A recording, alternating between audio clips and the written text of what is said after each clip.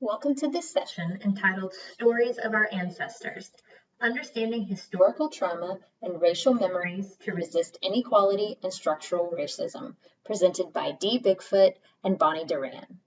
Dolores Zubia BigFoot is a child psychologist and associate professor, directing the Native American programs at the Center on Child Abuse and Neglect at the University of Oklahoma Health Sciences Center. Bonnie Duran is a professor in the Schools of Social Work and Public Health at the University of Washington, Seattle, and is on the leadership team at the Indigenous Wellness Research Institute. It is my pleasure to introduce both of these speakers. Before we get started, we must thank our funders. This conference and all of the events associated with it this week is supported through a grant awarded by the Office for Victims of Crime, Office of Justice Programs, U.S. Department of Justice. And now I give you Dee BigFoot and Bonnie Duran. Hello, this is Dee BigFoot, and I am presenting on stories of our ancestors, understanding historical trauma and racial memories to resist inequality and structural racism. I come to you as a daughter, as a sister, as a mother, as a grandmother, and as an elder.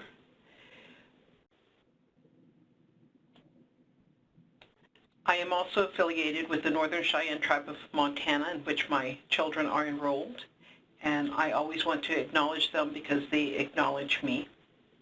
So I'm giving you some information about their beautiful location and also my family. I'm also affiliated with the University of Oklahoma, and so this is my opportunity to share that.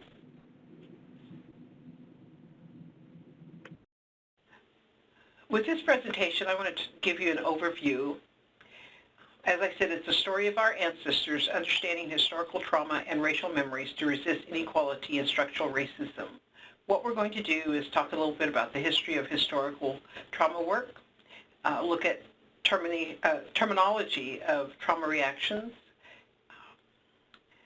understand more about the reaction to loss and grief, link the experiences of colonization, loss and grief, and trauma, address impact of discrimination and prejudice, look at how to redefine trauma and increase understanding of triggers, and especially the use of transitions as we think about our cultural-based knowledge, and then reestablish some of that cultural-based support, understanding, and knowledge. It's about why we're doing this webinar.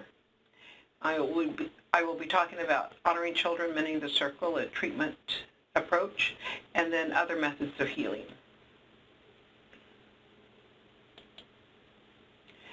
I want to bring to your information and notice about being a good relative, and recognizing that some of the information shared may be distressing or may trigger reminders or memories from your own history or experiences.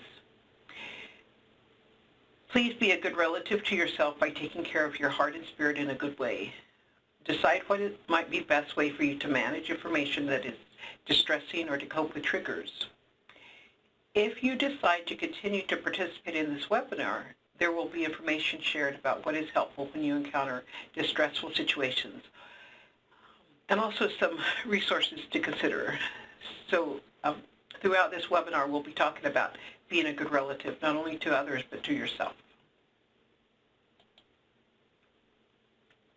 We would not be starting this work, we would not be talking about this work, we would not be able to acknowledge this work without an understanding of the prior historical trauma work that has been done.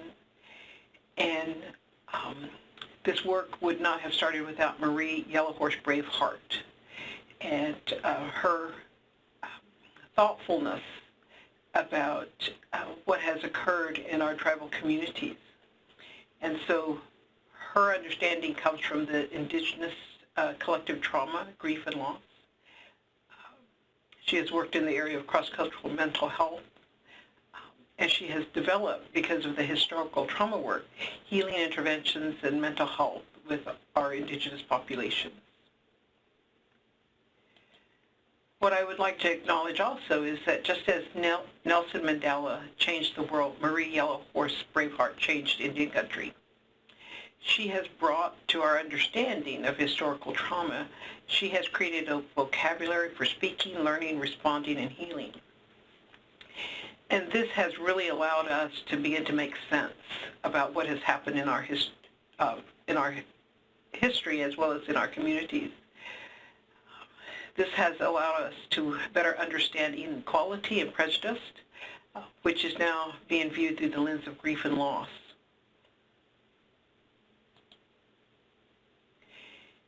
And as we come to this understanding, as we come to this knowledge, we can see how just in the dominant culture, this understanding of trauma has evolved. So for example, early on in the Civil War, they talked about a soldier heart as people had difficulty dealing with trauma. In World War I, it was called shell shock. World War II, it was military fatigue. In Vietnam, we had the post-Vietnam syndrome. And then we had, in the first Gulf War back in the early 1990s, post-concussion syndrome. Well, then we started to understand as other things became more known and many other different kind of traumas occurred. 9/11, the return of combat veterans, Hurricane Katrina, for example, then post-traumatic stress disorder came into more use, and being able to define trauma. So as reaction to loss and grief, a better understanding of what re-traumatization meant in terms of exposure after the initial trauma, understanding it was a threat to safety and the anticipation of harm or injury to self or others. As post-traumatic stress disorder became more known, as trauma reactions became more known, as a better understanding of how to respond, then we came to this terminology of trauma-informed care. So this was a policy shift to establish more sensitive trauma-informed services and to recognize that trauma is an ongoing reaction to safety and anticipated harm. As we consider Indian country, as we consider indigenous communities, as we consider what has happened over the past 500 years to our tribal communities, what I want to do is help link the experience of colonization, historical trauma, loss and grief to current disparities, and how the racism, prejudice, disparities, all of the social ills have come into place. So as we look at pre-colonization, there were circles of families, there were much ceremonies being used, there was the use of traditional practices, there was an understanding of being a good relative, and even though there were well over 500 different kinds of tribes within our continental United States that we know now, there were some common features about them. So families, ceremony, being a good relative. What we see is that with colonization, then structural violence came into play, cultural persecution, of course, ethnic genocide, and we know this because of the loss of many, many, many relatives. The domination of by one culture over another. So we see that the emergence of the United States government, power and control, and especially the elimination of indigenous ways of addressing trauma, grief, and loss.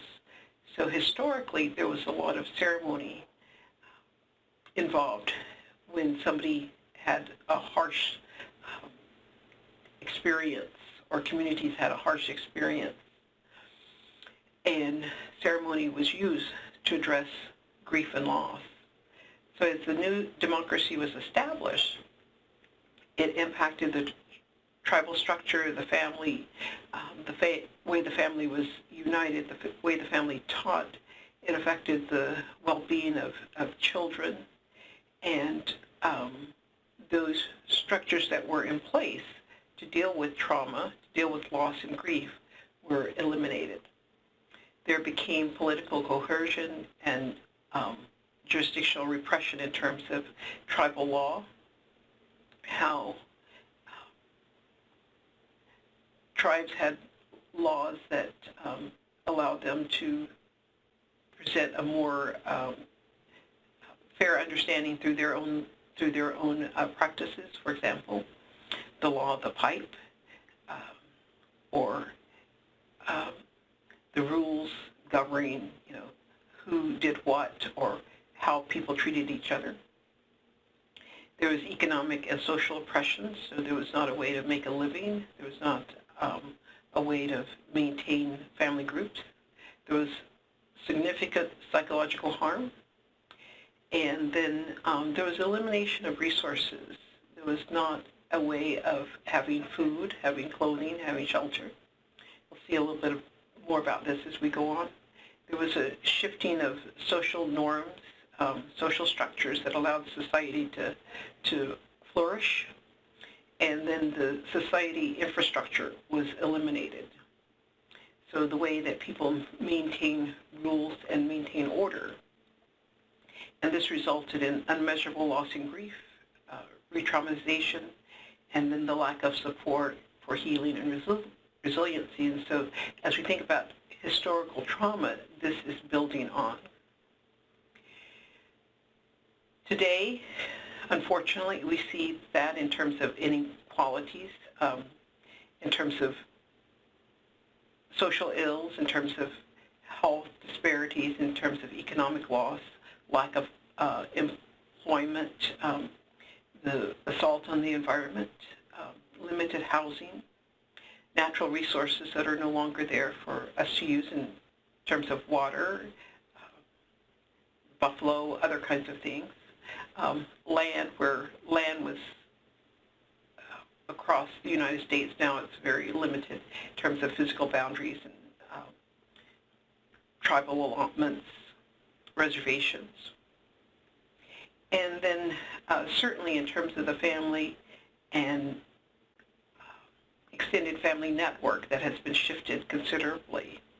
Whereas families were in clans or bands or societies, now we have more smaller units. And then this is a accumulation of all the trauma. What we hope for in the future is that self-governance, both in terms of individual, in terms of family, in terms of communities, in terms of tribal governments, and having economical viability, being able to make a living, and cultural resurgence, so being able to implement and sustain those cultural practices. And this will lead to healing. This will lead to the circle of families being restored. This will lead to the inclusion of ceremony and the traditional practice of being a good relative.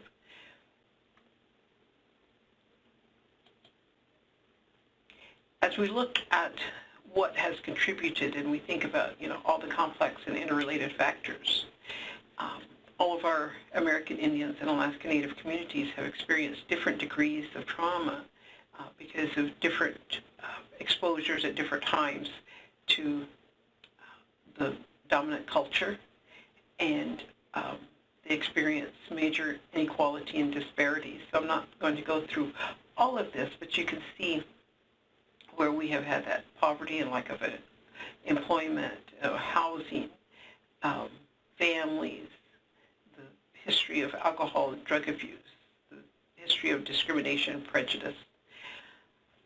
There's been a lot of violence and now, even though it has been going on for some time, we are recognizing more the missing, murdered, and exploited American Indian, Alaska Native women and girls. And throughout all of this has been the cultural appropriation. So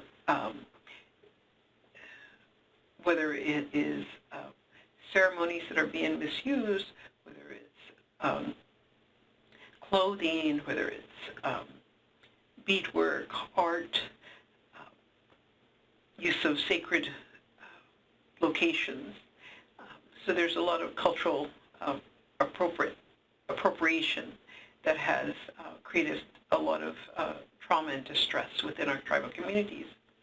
And much of this has come from historical loss and resulting in historical trauma. So as we look at these different aspects, we can consider what are the things that are important, what are the things that are helpful, what are the things that we can see as understanding, as bringing more knowledge. So one of the things we have are the stories of our ancestors, what they have endured, what stories they have told, what prayers they have offered, and I use as prayers and stories interchangeably, and how ceremonies were used. We have come to know more about brain development, about DNA, about ACE studies. It was back in the 60s and 70s that Scott Momaday actually talked about racial memories and how we can have memories of our ancestors even though we were not actually there and experienced it ourselves. So we know through our elders' teachings that memories can be carried forward, and now with epigenetics and with DNA, we actually begin to understand that a little bit more. And that helps us in terms of better understanding of brain development, better understanding of how we address trauma, because we have historical trauma as well as current trauma. And as we address historical trauma, then that allows us to address current trauma. And this has always been able to address trauma through ceremony has always been about how we think, how we feel, and how we cope, and how this changes how we feel about things from the past and how we think about things in the future. But I want to let this be built on this understanding that the ability to address trauma in the most healthiest ways is being able to use that structure, that infrastructure that supports us. So if we are not able to have a good infrastructure, then we're not going to be able to address historical trauma and current traumas, especially as we think about disparities. So our systems and society practices perpetrate reinforcing structural racism and historical trauma, which causes harm to those who have been the most oppressed over time. So we really need to understand how historical trauma, how current trauma is impacted by all the disparities, because underlying this is the structural racism that continues to have an impact on our ability to function. And I think this is really captured in this understanding that we have as we think about as that American Indian people were punished. Each time they fought back, something was taken away. So as we think about trying to bring equality, this is why many of our American Indian people fought, was to try to have a safety and provide a place for their children to grow. And the dominant culture actually took away children, food, shelter, land, warmth, tools, medicine. There are probably many more things that we can identify that's beyond this particular slide. Religion, language, homes, elders, signature, teaching, our connections to one another. And so as we take away all of those things, that's our infrastructure. That allows us to be who we are. That allows us to have a foundation for building that resiliency. And so as things are taken away, it creates a gap. It creates a void.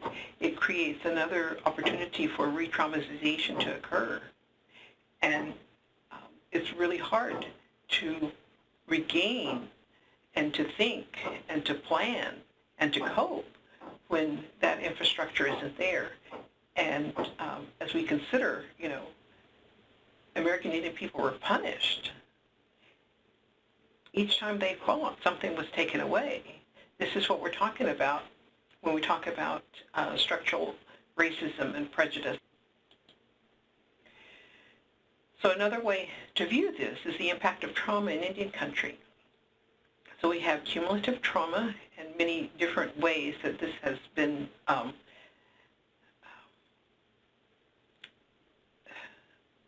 created, whether it's child abuse or domestic violence or suicide, that all the different aspects that have contributed to this trauma. And then as we look at the structural racism and structural inequality, the prejudice, it's impacted by oppression and cultural trauma. It's impacted by poverty and historical events and individual situations. But then there are other contributing factors such as particular tribal conditions. Maybe it's about water or land or health. For example, if we think about health, the Indian Health Service did systematic involuntary sterilization of American Indian women without their knowledge. And so many women were sterilized and didn't realize that they couldn't have children. So particular conditions, or for example, when there was dams built and many of the townships were underwater or land taken away. For particular other areas such as removal or displacement or lack of access to sacred sites, being able to not access certain areas. For example, Sand Creek was in private property for many, many, many years, which is in southeastern Colorado, until it became a historical site again, or it became a historical site, but it was in private use or private property for some years. So as we think about the impact of trauma in Indian country, it becomes cumulative as we think about all the individual things that might be going on. Then we consider the long-term oppression and cultural trauma that might have occurred. Poverty is always an element of trauma, because when you have poverty, there's a lack of resources. People make decisions about their immediate need versus long-term need, and sometimes those immediate needs might be more harmful. Those decisions that to meet the immediate needs might be more harmful than thinking long-term. For example, someone deciding to stay in a home with somebody else, whereas because they were homeless, and it might put their children at risk, but they might be thinking, well, at least I have a home, at least I have a shelter over the kids for this one night, versus thinking about how they might be in danger with individuals coming in and out of the house. So we see this impact of trauma in Indian country and how it can be cumulative.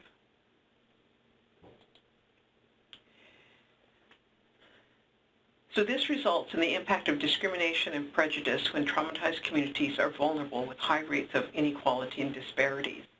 And I think as we think about knowledge is a powerful thing, recognizing how discrimination and prejudice contributes to trauma in our communities, and then this contributes to high rate of inequality and disparities. I think for individuals who are dealing with trauma, they may not necessarily see how they're being discriminated against because they may not recognize what might be some of the other outcomes that they could engage in.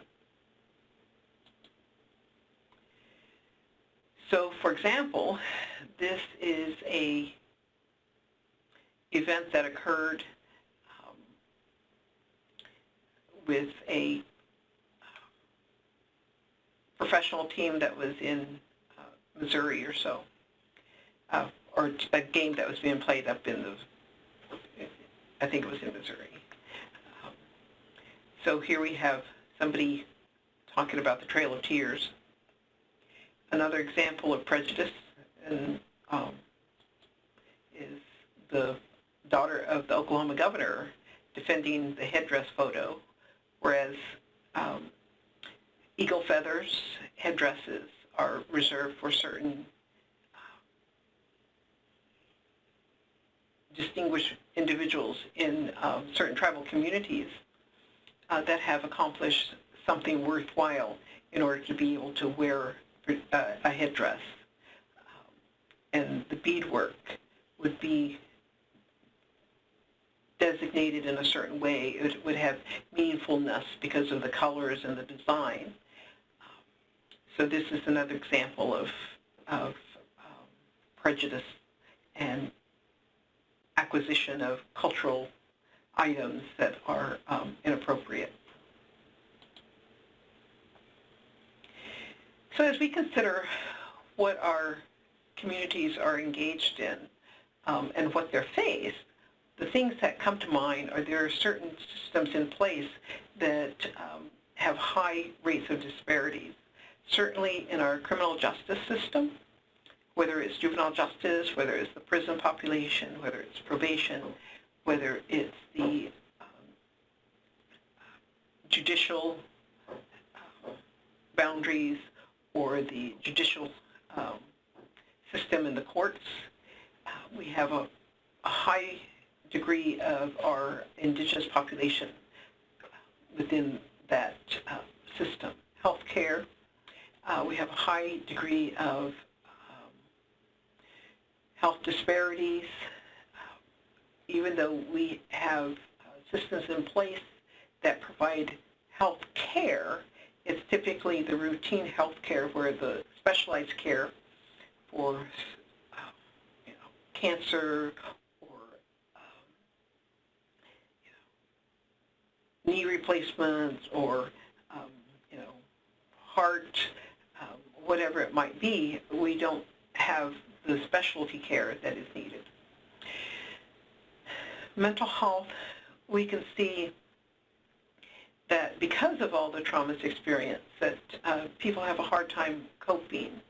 And we know that mothers who are depressed have a hard time physically and emotionally engaging with their children. Children may not necessarily know why their mothers are having a hard time, especially our American Indian, Alaska Native women who have the highest rates of violence directed at nonviolent assaults. So there's a just cause to be depressed and to have concerns about their own well-being. So mental health is a critical need.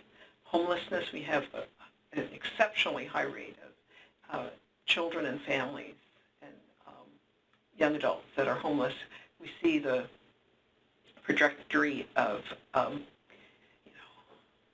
families that are having difficulty, children getting into child welfare, from child welfare into foster care into juvenile courts, and maybe even into homelessness, and eventually into the prison system.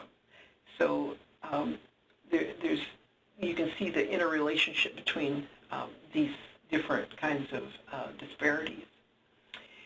Not only are American Indian Alaska Native women the victims of violent crimes, but in general our populations have a high rate of crime. And what we see is that when people don't have a lot of confidence in the law enforcement, then they tend to take justice into their own hands, and they try to find a way to make justice work for them. And when people have poor relationship skills, they may not understand best how to communicate. They may not understand best how to have appropriate friendship skills, appropriate intimacy skills. And so children may not be learning well, young adults may not be learning well, and adults may not be teaching well. And so the sense of protection and safety get very confused, and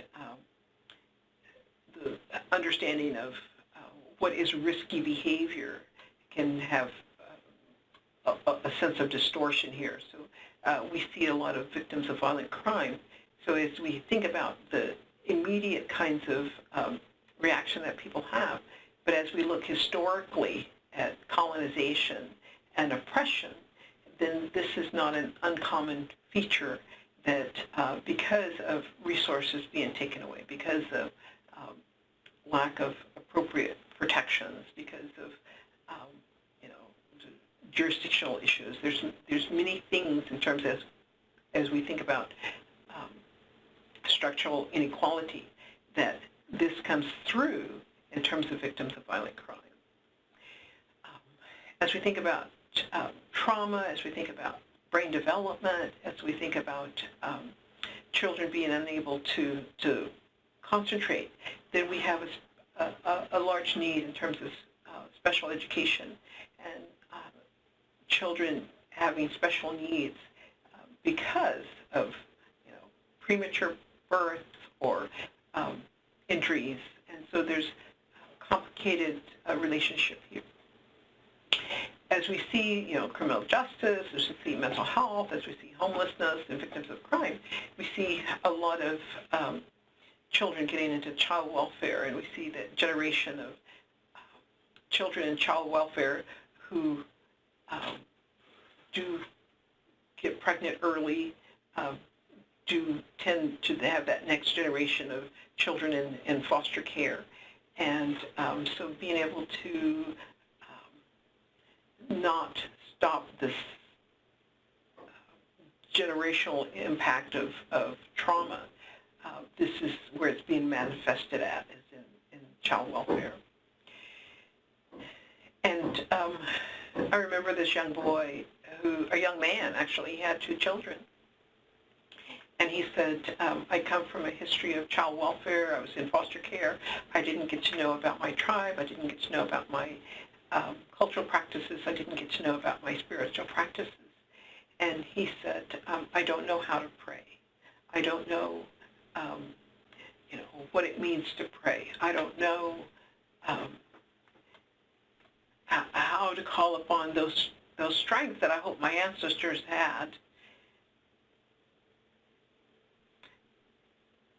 So we have a generation of children who are now, young adults who are struggling with their own children to teach them about, these words, these sacred words, to understand how it is to have holy words come out of your mouth that has meaning for, this next generation, these, little ones that are coming up after you. I think having somebody hear you pray for them is one of the most powerful messages that can be given. I know when I was growing up, hearing elders pray for me was an important part of my growing up, but it still remains an important part today to know that I had elders, grandparents that prayed for me, and that I pray for my children, and my children hear me pray for them, and my grandchildren hear me pray for them. And we talked about poverty. Being able to have the economic viability to take care of your family and to build your community. So as we think about redefining trauma and increasing the understanding of trauma reactions, I think that the Substance Abuse Mental Health Service Administration has been at the forefront of our federal agencies in addressing trauma. So as we think about what trauma is, SAMHSA describes it as the individual trauma as resulting from an event, a series of events, or a set of circumstances that is experienced by the individual as physically or emotionally harmful or life-threatening, and that has lasting adverse effects on the individual's functioning and mental and physical, social, emotional, or spiritual well-being. So as we think about this, it's physically or emotionally harmful or life-threatening, and that it affects how they function mentally, physically, socially, emotionally, and spiritually. And this also affects them in a relational way, so their relationships with other people. Trauma has no boundaries with regards to age, gender, socioeconomic status, race, ethnicity, or sexual orientation. It's experienced by adults and children, actually all over the world, not just in America, and especially common in the lives of people with mental or substance abuse disorders. So as we consider this, then we need to recognize that effective behavioral health care should be an integrated part of the healing and recovery process.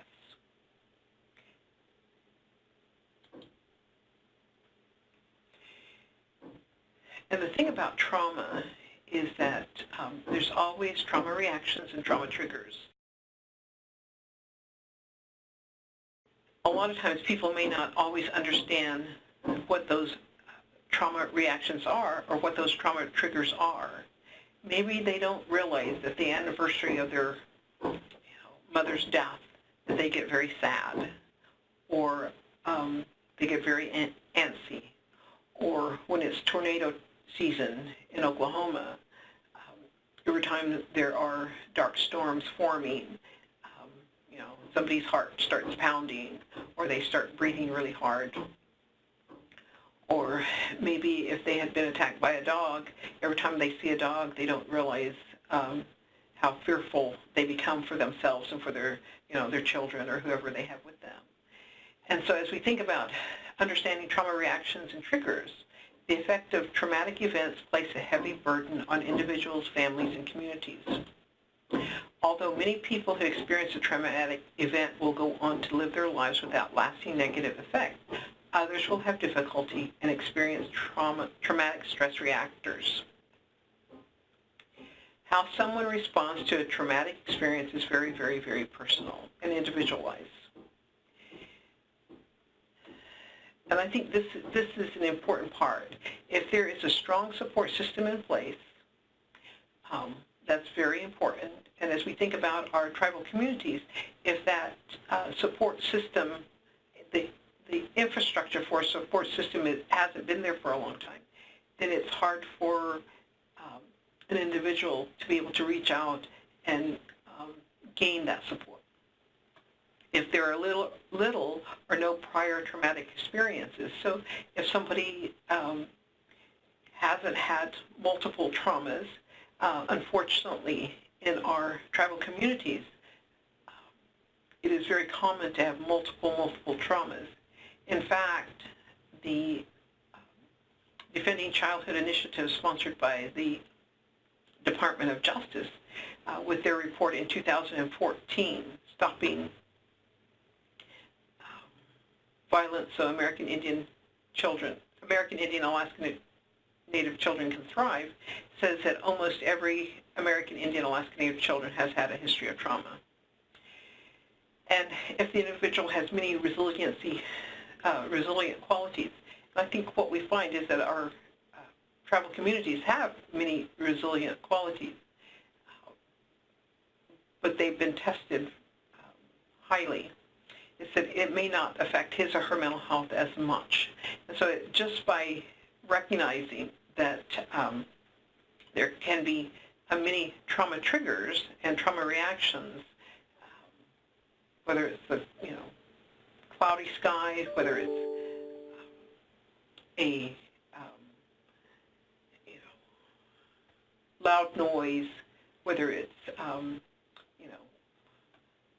walking into a school building, that you can see that our tribal communities may have many triggers, and that those things that would be most helpful, a strong support system, no trauma experience, would very much affect how people cope. So what we see in our tribal communities is many triggers and many reactions.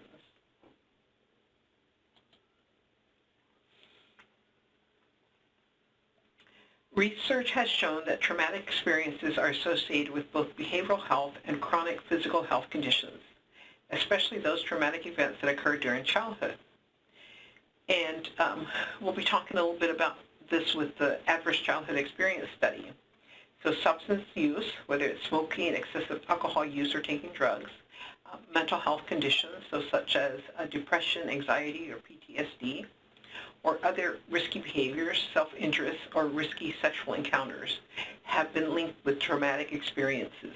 We should have this just blinking in red and neon colors, because I think a lot of people don't realize that trauma is associated with alcohol misuse and drugs, with mental health conditions, with risky behaviors. Because these behavioral health concerns can present challenges in relationships, career, and other aspects of life, it is important to understand the nature and impact of trauma and to explore healing.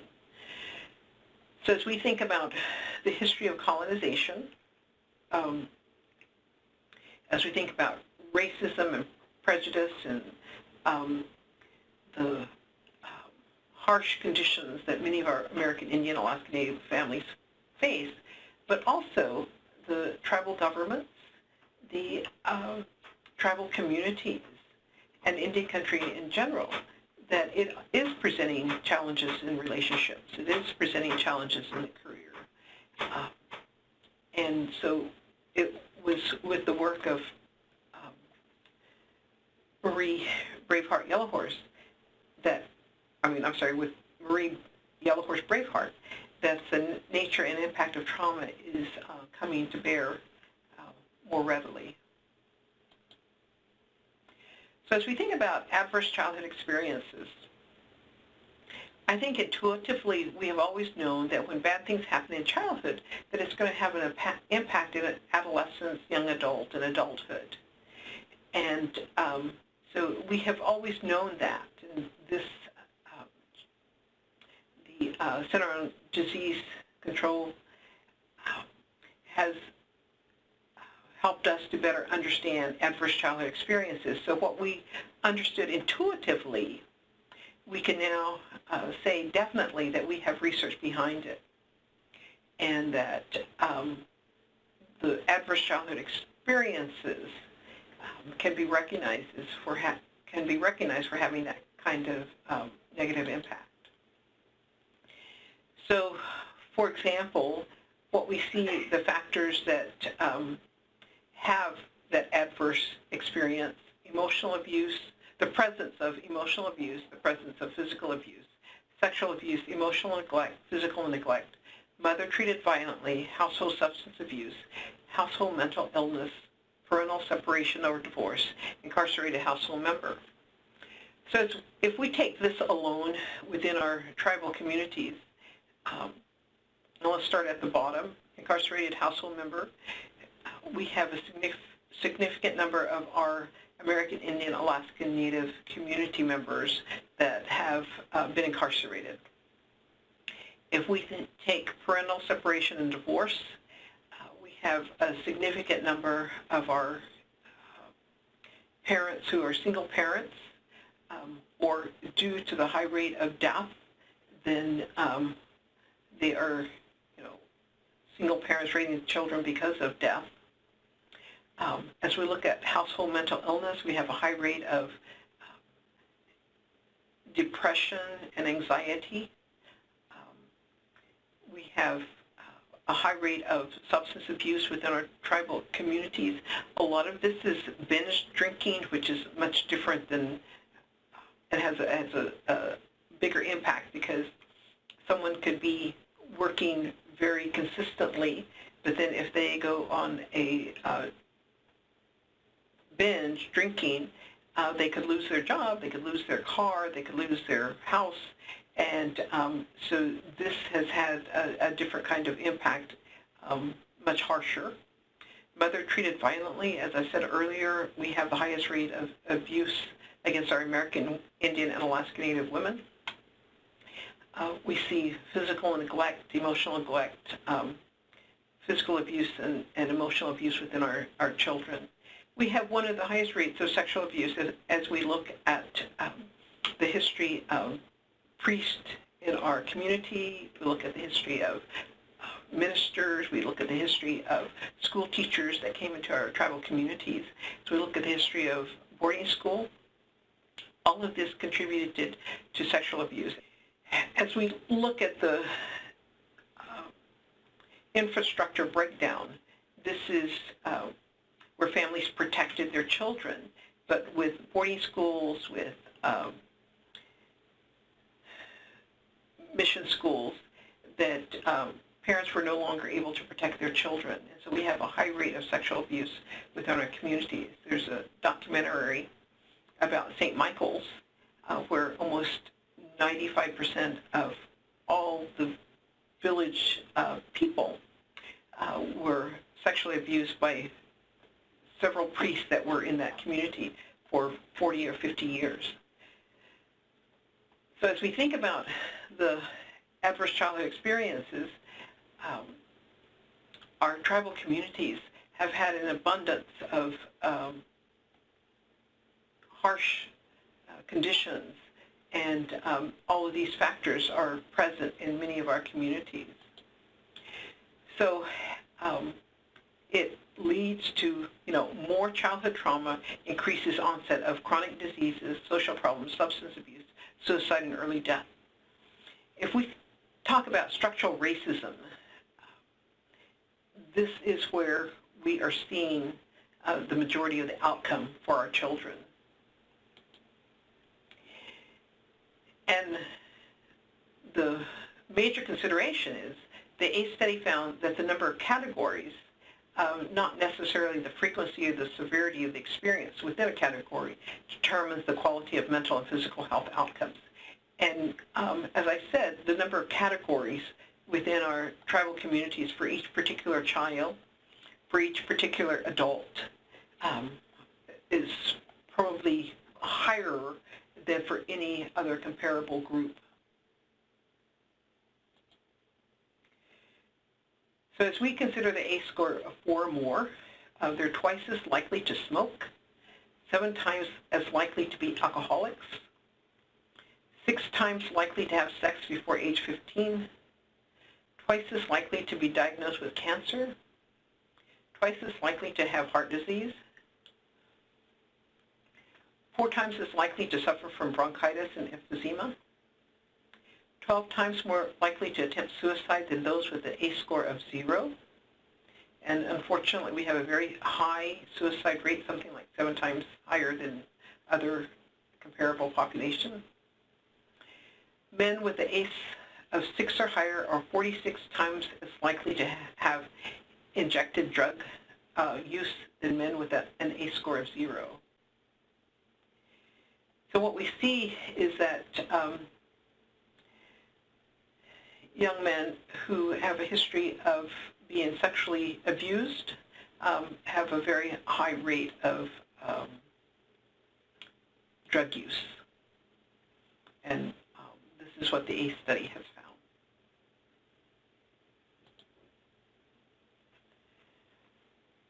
So as we compare all of this, the studies show that the higher the ACE score, the higher the risk of disease, suicide, violent behavior, or being a victim of violence. And we, in our American Indian Alaska Native communities, this is unfortunately very true. People with an ACE score of 4 or more are starkly higher rates of heart disease and diabetes than those with an ACE score of 0. So we have a high rate of heart disease and diabetes than other comparable populations. And so we can see, with lung disease, it increases, hepatitis, it increases, depression, it increases, and suicide, it increases. I know that our hepatitis is high, our depression is high, and our suicide is high within our American Indian Alaska Native communities. And again, the percentage climbs to grim and astonishing levels as the ACE score increases. People with an ACE score of 6, for example, had 4,600% increase in likelihood of becoming an IV drug user. So as we consider this and look at our breakdown of our structure within our American Indian Alaska Native communities due to historical events and our communities unable to build, then we can see where trauma has compounded the ability to function. I think as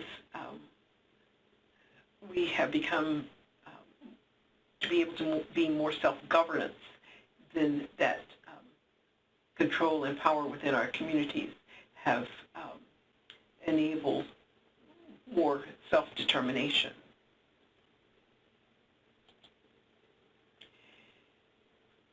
So as we think about this transition that has been occurring from as colonization or pre-colonization, colonization into self-governance, it's a transition. And so I want to talk more about transition. So transition is a understanding that we have always had in our tribal communities. So trauma-informed care is about that transition. Trauma is that event, that experience about what happened.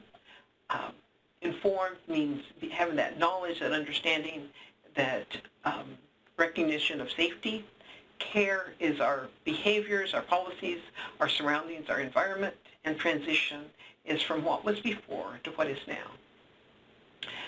So it's defining the experience of the trauma rather than having the experience of trauma define that person. It's recognizing that memories, reminders, triggers do not need to devastate or create a void, that it can feel uncontrollable, overwhelming, but being able to have that support in place, being able to have that safety, being able to shift those memories is real critical. I think as we think about severe PTSD, then certainly professional help is needed. The thing we want to do is learn healthier self-care skills. What this does is reveal ourselves to ourselves, and I think as we learn to embrace who we are and where we come from in the most healthy of ways, in the most balanced of ways, in the most respectful of ways, the most honorable of ways, then this allows us to be that person who can call upon the help of others and support one another and be that spiritual person. I think if we have a negative view of ourselves, then we bring that shame rather than that honor to ourselves. This allows us to embrace hope rather than embrace the pain. So as we think about our indigenous ways, about our practice-based evidence, what we want to do is identify indigenous practices that are healing, identify indigenous ways of explaining the world, identify indigenous ways of explaining how things happen, identify indigenous ways of explaining when things do not go well, what we can do about it. And this means identifying indigenous ways of transitions. What are those transitional ways that we can embrace?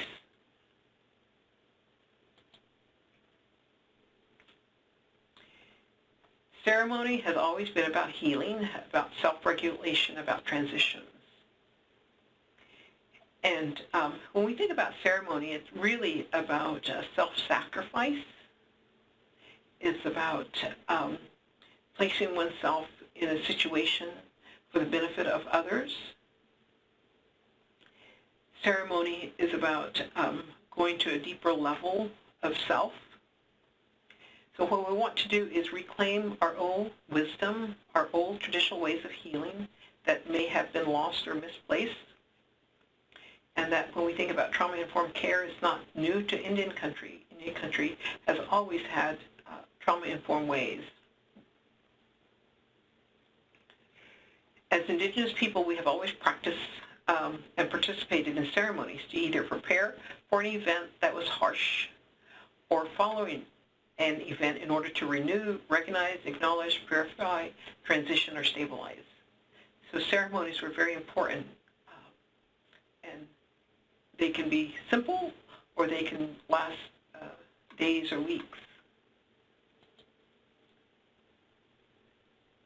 As we think about sacred ways, as we think about our practices that we have had that have endured the test of time, as we think about practice-based evidence that has endured the test of time, what we want to do is increase our sense of self-identity, our self-worth, our self-knowledge.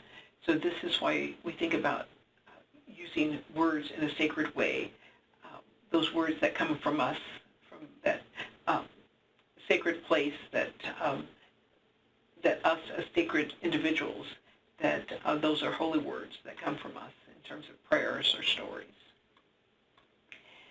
What we want to do is teach that wellness is spiritual, emotional, mental, physical, and relational balance, and that all of those things interact, and that they are all aspects of ourselves, and that we can recognize our spiritual selves, our emotional selves, how we think, how we feel, how we relate to one another.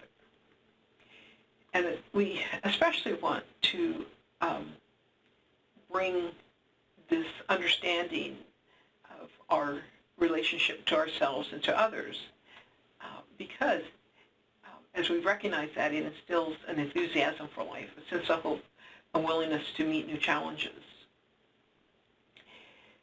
And as we do that, then we can incorporate and draw upon those traditional healing practices to assist in moving forward.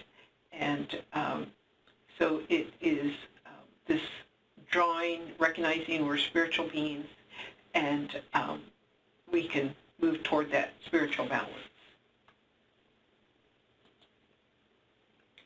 So as we think about cultural-based knowledge, as we think about ceremony, as we think about what this transition period is, and what is a transition period, we can consider how our indigenous ways, our American Indian Alaska Native ways, have always utilized transitions. So for example, naming. Giving a person a new name is a common, typical way of having this transition because of a change in status or a change in what was before to what is now different. So even a newborn getting a name, and then at some point in time, that name might change. And I think it's a common thing that many times women who marry may, or individuals who marry may change their name. So it's not an unusual thing for many cultures, but it's certainly within our American Indian Alaska Native culture that given a new name at different times because of changes, that is practice that we embrace. A simple kind of understanding is the using a song. So when there's something that is happening, someone may offer a song. I have been in several situations where because of the content of the material, because of the work that was being done, that there would be an intensity and there would be a need for a shift, and an elder would start a song. So someone singing a song and then others following, and this allowed for a shift in that intensity or that anxiety or that confrontation. And this allowed for that calming down, breathing, and moving on to the next opportunity to be more productive. So singing a song. Just being silent when a question is asked or when a comment is made, and then not that immediate response. So there's always a give and take in a relationship, but that silence is real important. And there are some tribes that silence is part of their teaching, and that not saying anything for a period of time is highly respected, and you're not forced to say something until it's an appropriate time to say that.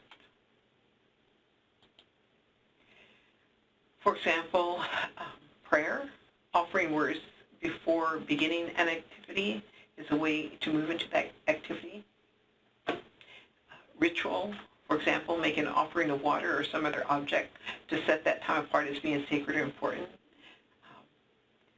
As I said, I'm an enrolled member of the Caddo tribe, so offering water at the beginning of any event is seen as important.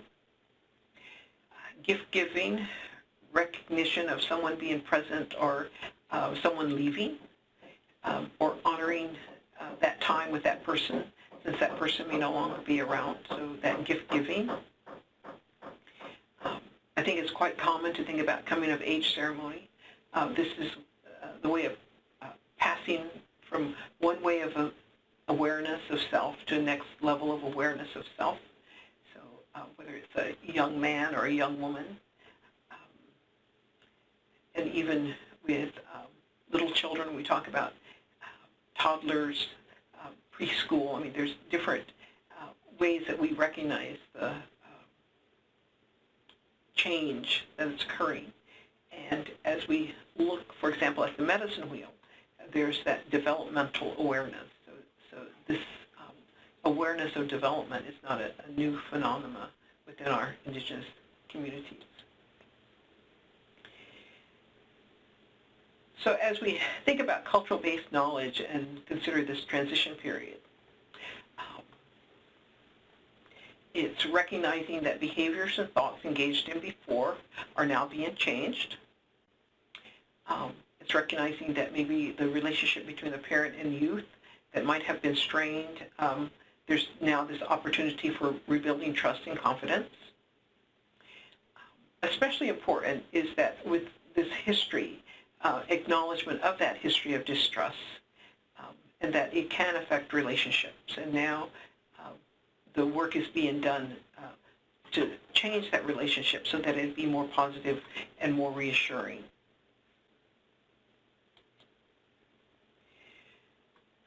I think other aspects of transitioning is recognizing and discussing problematic behaviors, and especially these kind of conversations can be anxiety-provoking. So knowing there might be limited confidence or understanding in how this how to hold a conversation, but recognizing that there can be a shift toward more open conversations and to build that confidence, to build that understanding. And this is exactly what we're doing today. We're talking about knowledge, expanding knowledge, giving an understanding about historical trauma, about structural racism, having a more open conversation, recognizing that there is power in words, and as we think about the words being spoken, that there's sacred words that we can use to help one another to promote this healing. And in that, recognizing that there's a shift toward more strength-based or cultural-based and non-judgmental understanding and practices. And there's not much we could do about the history of what has occurred, but we can take a deep breath and think about how we want to do something differently in the future and not create inequality and not contribute to prejudice and racism, and not create harm and not contribute to more harm. So what we want to do is do this shift in accountability and responsibility so that we can become more self-regulating and self-disciplined, which was what was used historically in our tribal communities, and that people, for example, when I married my first husband, who was Northern Cheyenne, well, both of my husbands were Cheyenne, but when I married my first husband, he never spoke to my mother-in-law. I'm sorry, back up. For example, as we think about self-regulation, self-discipline, when I married my first husband, he was Northern Cheyenne, and the Cheyenne people, the practice is that you do not, a son-in-law does not talk to his mother-in-law. So my husband didn't talk to my mother. He was very respectful. They saw that as being very respectful and self-disciplined, self-regulating, that you only talk to certain people, and that those you did not talk to, you respected.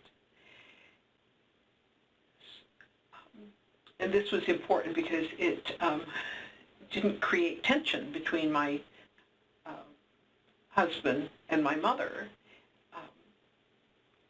It didn't create a conflict.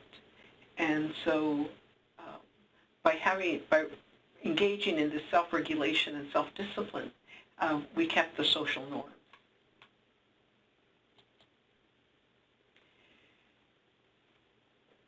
So as we think about what it means to consider self-discipline and self-regulation, as we consider what it means to be that good relative, it's understanding that each individual is a spirit being with a physical body capable of emotional reactions, ability to think and process information, and is connected from self to others by different kinds, intensity, and quality of relationships. So as we take, for example, the drum beat is a good example of embracing self-care. It allows for grounding of the physical body, bringing feelings that can wash over prior unpleasant feelings. So if we think about that drum beat and get our heart in tune with that drum beat, and think about songs or words or even the beat, it allows for thinking about the sensations and surrounding events, and builds not only on the relationship to the drum, but to others also invited in by the drum beat. And so joining in a dance one another. I remember a grandmother saying, come dance for my grandson. She was in a wheelchair, and she said, come dance for my grandson. I can't dance for him, but you dance for me. So that relationship. By tending to one's sense of self and renewal using the drum beat is a great example of self-care. and recognizing that there's always going to be tender feelings, but it doesn't have to be one that overwhelms you so much that you can't function. And it doesn't have to be one that overwhelms you so much that you move away from it. And I think that's the teaching of the story of our ancestors, is that those prayers that they offered for us, we can have tender feelings about them. We can also practice in that same way, having prayers for others, and we can recognize that we're the recipient of those prayers, as well as future generations being the recipient of our prayers. That's all taking an example of self-care. So as we think about stories, as we think about prayers, consider this. Creation stories are the history and tradition of the tribes. They tell us how the world began in what manner. They explain how the world, people, animals, and plants are related. Through creation stories, people can understand the natural order of life and in what direction they came and in what direction they are going. They give reason to the overall scheme of things. It is therefore important to understand the creation of things because it provides the framework within which wise decisions can be made. So that's the purpose of understanding creation stories, is so that we can have good decision making. Storytelling was the form of transmittal of how things were and why things happened. There were winter stories and summer stories, stories for days that the rains fell, and stories for early mornings. Creation stories were retold and retold many times in the growing years. Storytelling was used to explain how to address difficult situations, resolve conflict, move toward another level of understanding, engage and enhance relationships, and renew or transition to the next journey of life. So as we think about being a good relative, it's an old concept, making relatives, being a good relative. That is accepting that one would care for others as relatives. Being a good relative is therefore self-explanatory, meaning one is willing and expected to care for or to be active in decreasing another's discomfort or seek to eliminate harmful conditions. Understanding of generosity, respect, belonging, connectedness, honor, and other virtues in Indian country are reflected in being a good relative. Trauma-informed care is a recent concept for establishing principles of emotional and physical support and safety, while recognizing the impact of trauma and potential trauma triggers or reminders. This contrasts greatly with the actual experience of individuals and families who are involved in crises, experience distress, or encounters with child welfare, treatment services, juvenile justice, or their other aspects of the judicial system, education, health, or social services, or are victims of crime. Implementation of trauma-informed principles are basic as we apply the cultural understandings of being a good relative. This also embraces being a good relative to self, how to care for self and others by understanding generosity, respect, honor, humor, gift-giving, acknowledgement, and prayers. This means by being a good relative, you focus on healing, placing the individual in the center of the circle of care, being aware of the needs of the individual, being aware of trauma reactions, being aware of trauma triggers and reminders, understand the flight, fight, flee responses, being aware that traumatized individuals who are hypervigilant may appear antsy, cautious, searching, use avoidance, or in other ways that might be judged as suspicious behavior or hiding something. Being aware of dysregulation can be due to false alarms in response to reminders or triggers. Provide predictability, consistency, and maintain expectations. Understand that the experience of trauma distorts the level of relationship building skills and capabilities to manage the give and take of relationship in the best of ways. Some coping methods may have worked well in prior situations, but may need to be reevaluated as trust and safety increases.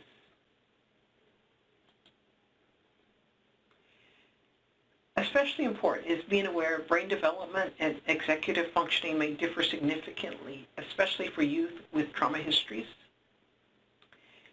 Be aware that cognitively, youth who have trauma histories process information, the understanding of safety, the level of risk and relationship much differently than youth without trauma histories. Be aware that tribal youth, especially in any tribal, state, or federal system, has a higher likelihood of some level of trauma exposure. Traumatized individuals with the highest need tends to be those who are the hardest to help. Flight, fight, freeze may all be activated at the same time and in the same moment. Level of activity may not match setting or environment. And please know that there should be an inclusion. So nothing about them without them. Keep them in the circle. Keep them in the communication pathway, and always be inclusive of their presence.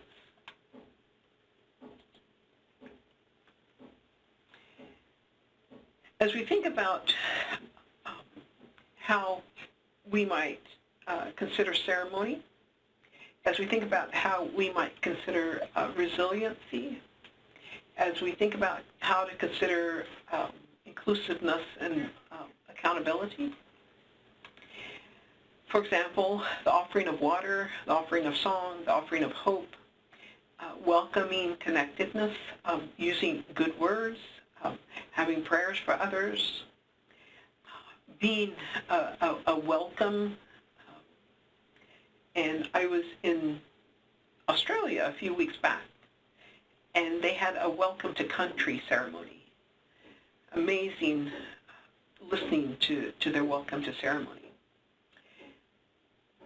Spirit blessings, being able to allow people choices. I mean, even children can have choices. And the earlier choice is presented, the better. Having an accountability, providing confidence, especially providing a support in terms of a network, in terms of one-on-one.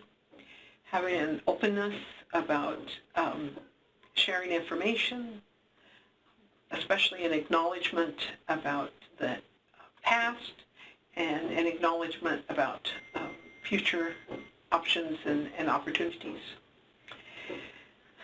Being truthful about safety, level of safety, and that this creates a reassurance. So let me tell you a little bit about honoring children, mending the circle. The Indian Country Child Trauma Center was established to develop culturally based, evidence-based treatments. And so Project Making Medicine is a training project funded by the Children's Bureau to support the infrastructure of clinical training.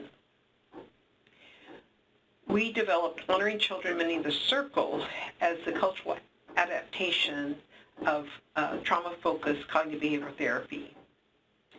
And the Indian Country Child Trauma Center is at the University of Oklahoma Health Sciences Center, and it's also a website where a lot of this material is located. Trauma-focused cognitive behavioral therapy is an evidence-based treatment for children and youth exhibiting behaviors due to traumatic events impacting their lives and their ability to self-regulate emotions, thoughts, and behaviors. This evidence-based treatment has been culturally adapted for clinical treatment of American Indian and Alaska Native children and youth and their families that have trauma exposure. This evidence-based treatment is currently being implemented in tribal behavioral health programs across Indian country. We have trained clinicians in this model. And this evidence-based treatment has been culturally adapted, but especially it can be tribally specific with the use of tribally meaningful terms, stories, examples, teachings, and practice for local implementation.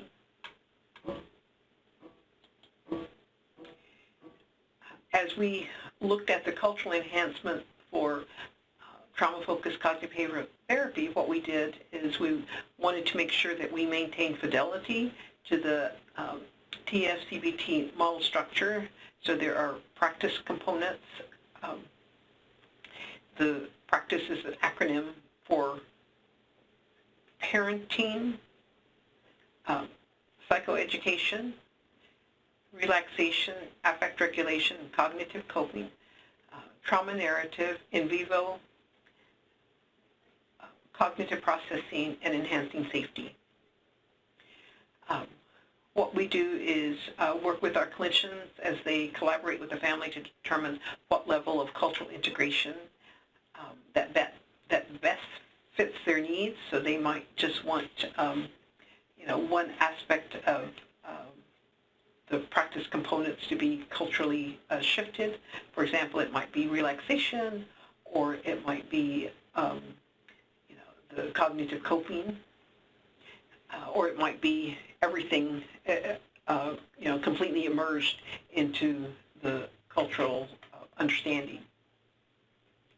What we want is for therapists to learn about the customs, the tribal customs, learn about the traditions, the stories, and symbols for that particular indigenous community that they're working with, and to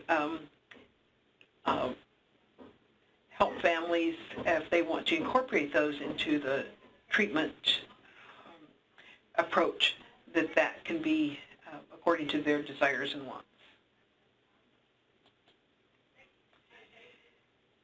So as we think about cultural teachings, and this is the medicine wheel in the Bighorn Mountains up in Wyoming, and as I said earlier, as you think about the medicine wheel, this is a developmental teaching about moving through life. And you think about the medicine wheel, that circle, that aspect of having different attributes associated with it. I would like to tell a story before I go a little bit further. I wish to acknowledge my husband, Cheyenne Chief John L. Sipes Jr., for this story. As is known, millions of buffalo roam the Great Plains. As was common then and still today, lightning and thunderstorms covered the landscape from early spring into summer months. We are familiar with those raging, darkened storms, especially those that grow quite menacing with tornadoes, strong, forceful winds, pounding hail, icy rain. Out in the open prairie, the buffalo were intensely aware of approaching storms. The question the elders would ask when somebody was hesitant about the next move or question undertaking a difficult task was, did the millions of buffalo gather into a single mass for protection? Did they run into the menacing storm force, or did they run away from the approaching storm? When watching buffalo out on the plains, the people saw that the buffalo ran into the storm because the buffalo instinctively knew that there was calm, brightness, sunshine, and peaceful grazing beyond the retreating storm. This is an example of the Honoring Children Mending the Circle crosswalk with the psychoeducation for exposure using traditional teachings. What did the buffalo do? Did they huddle together? Did they freeze? Did they run away from the storm, flight?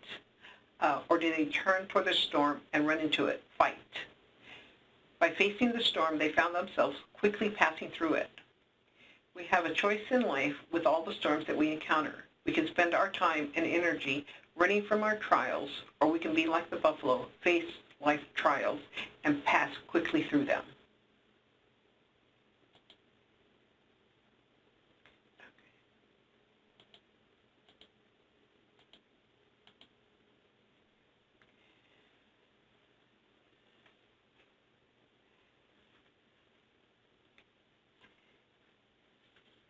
As we build on the medicine wheel, and as we built on traditional teachings, what we have presented in terms of honoring children, mending the circle, is some basic understanding. So honoring children in the circle way. There is an internal belief among the indigenous people of the Great Turtle Island that each walks a sacred path occupied by both spirit and reasoning. That there is a purpose for the journey from the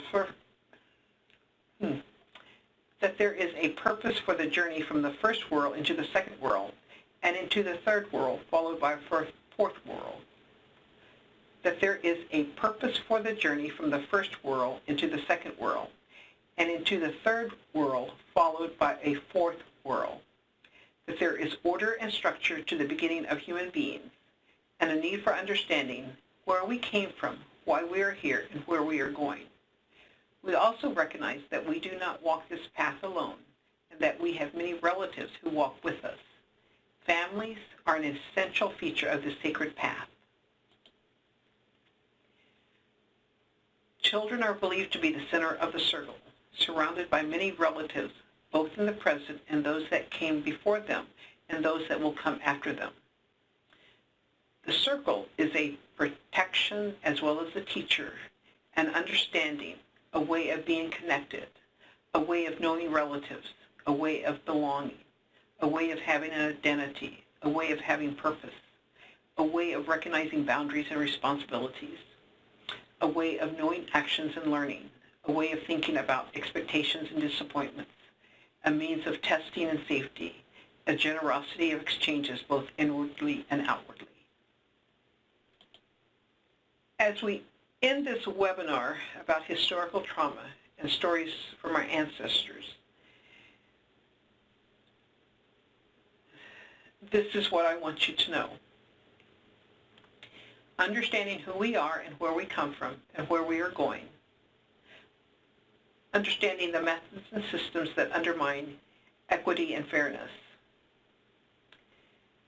The importance of limiting and preventing children from entering systems that create more trauma and harm.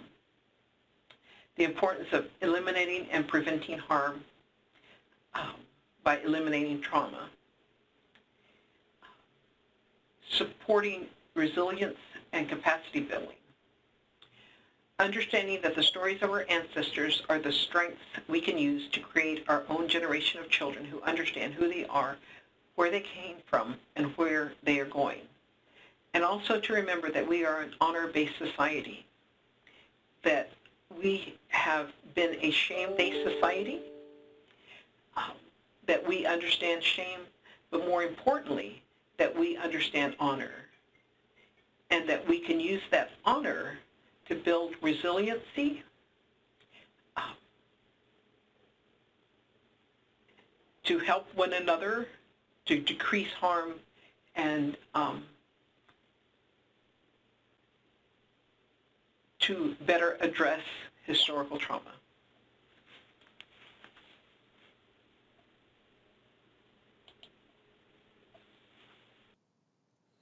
Dee had some great thoughts to share with us on historical trauma and ways to deal with it. Now we are going to hear from Bonnie Duran as she talks more about colonialism, historical trauma, and Western and Native American practices that can be used to deal and address this trauma. Good morning, good afternoon, good evening, all of you virtual watchers of this presentation. My name is Bonnie Duran, and I'm going to be talking right now for a while about historical trauma and present well-being. Well-being, we all want some well-being. And I'm going to explore these questions, the connection between compassion fatigue, burnout, and past and current settler colonialism, which is a system in place that is difficult for many, many people. I think we're seeing it going on right now in the U.S. I'm going to talk a little bit about neuroscience and self-directed neuroplasticity retraining, which is what we're calling present-day mindfulness now. And then I'm going to talk a bit about how we can regain resilience, peace, and wisdom, and also about a specific type of meditation, indigenous presence, mindfulness, and loving kindness meditation. I must give a little overview of historical background of settler colonialism. And settler colonialism was a system that happened within North America, the United States, and Canada. And it started with 17th century European Reformation, the Enlightenment thought, and it crystallized in the French Revolution, the 18th century, into modernity coloniality, and consolidated within the Industrial Revolution and motivated in part by colonization. Yes, the Western Enlightenment thought and worldwide colonization by European powers were actually two parts of a similar system that is still going on pretty much right now. Philosophically, it emerged as a man, all knowledge and separate from nature and the divine. Culturally, it subsumed life world or our cultural ways of knowing. It got subsumed by expert knowledges, which is what we do in higher education, by expert, academic knowledges. And sociologically, it was the rise of the nation-state institutions and knowledges for material reproduction. And you can see this sweet little graphic from, you can see the URL there, decolonialfutures.net. They call it up there the house modernity built. It's global capitalism, the nation-state, universal reason, separability, and right now they're positing that the house exceeds the limits of the planet, this house of modernity. And I think that, with climate crisis, we're actually seeing the truth of that. And then the four pillars of the colonial matrix of power, which is really the cause of a lot of suffering in settler colonialism, is really the suffering of historical trauma. The first is the control of the economy. And in settler colonialism, that was the taking over of land from Native people and making African descent people chattel, because that was the two things that settler colonialism did. It made indigenous people invisible and not present, so you could steal their land, and it made African people, it dehumanized African descent people into chattel slavery. That was the economic pillar of the colonial matrix of power, the control of authority. It instituted, the new U.S. government and normative social institutions like the army and the churches.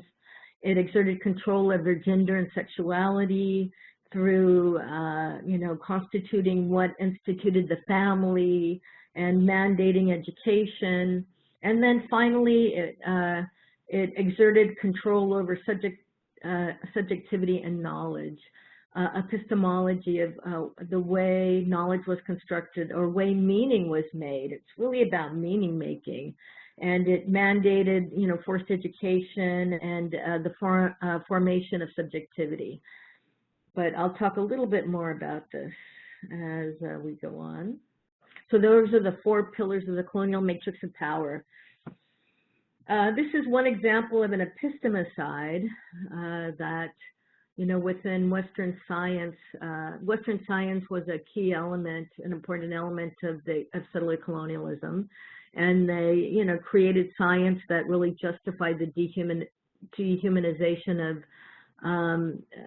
populations from the global south, including, indigenous people in the U.S. and African descent people and other global south people in the United States during colonialism. And this is an example that, they were trying to undo all traditional medicine in the U.S., all traditional indigenous medicine. It was pretty much wiped out, or not totally wiped out, but it was definitely went undercover. And, the bigger tribes, the Navajo, the Lakota, other of the tribes were excellent at really keeping their language and their traditional medicine cultures, but it's definitely been a struggle in, cultural revitalization for sure. Okay, so right now we're going to see just a short 3-minute video that one of my students created. I teach community-based participatory research as one of the ways that we can undo epistemicide or the killing of knowledge systems. We do that by including all of our community partners in the research. So we hear about community-based theories of etiology, which means, what are the causes and factors associated with a particular health condition that might be bigger in one community than another, and then what success looks like or how to overcome what interventions might be appropriate. This little small movie really speaks to the importance of knowledge systems and including multiple knowledge systems to produce well-being.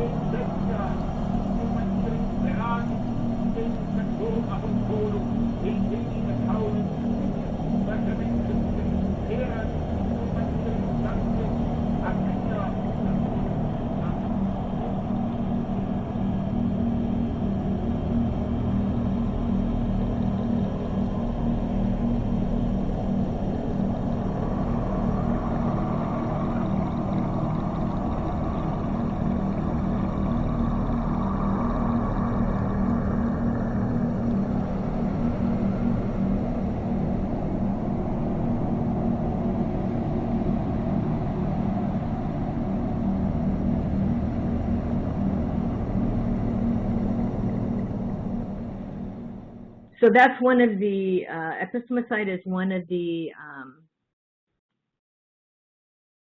methodologies of settler colonialism. And neoliberalism, this is the ethic or the philosophical system that is alive and well in the United States right now. And we're thinking that it has some particular issues with it.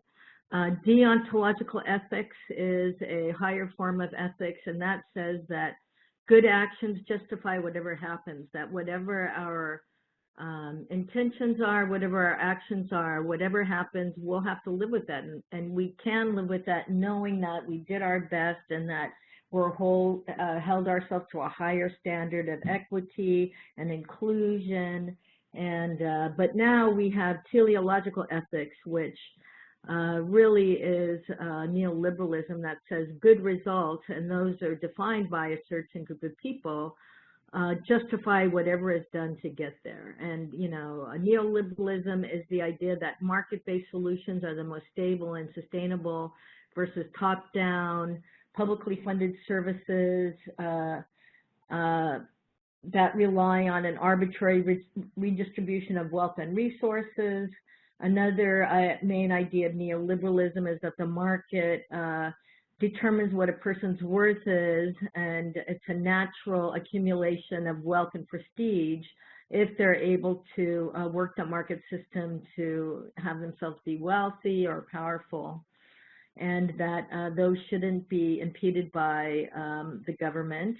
And another key idea of neoliberalism is that the market is impartial and efficient distributor of resources, and that people who are poor or don't have resources, it's because they haven't figured out, what their worth in the market is, they haven't been entrepreneurial enough, or they haven't figured out how to sell their excess labor in a way that supports their families and, their ideas about how life should be.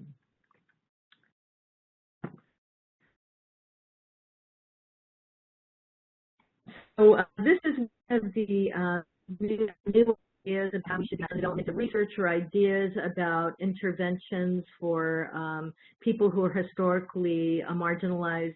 This has a QR code to it, so if any of you have a cell phone, if you pull up your camera, or actually if you pull up your the camera on your computer and just scanned that QR code, you would go to where you can download this book for free. This book is actually available on the UNESCO website that you can download. It's actually, a very important book underlying a lot of community-based participatory research or community-based engaged research. So it's a book that a lot of us are using. And the key ideas of this book are that colonialism, and basic now that are impacting globalization and global development. One other idea is that the understanding of the world is much broader than a Western understanding of the world, and that there will be no global social justice without global cognitive justice, that there's other ways of understanding the world, other knowledge systems that are crucial to saving us from climate crisis and all the other things going on, and that crucial epistemological transformation is required to reinvent social emancipation on the global scale, and that can't just come from the West. That has to be a discussion of everyone on our beloved planet. Here's another really excellent underlying idea about how we can overcome settler colonialism or settler colonial systems that are still alive and well in our culture. One is to look at this idea of epistemic injustice. This was a brilliant idea of a philosopher named Miranda Fricker, a feminist philosopher.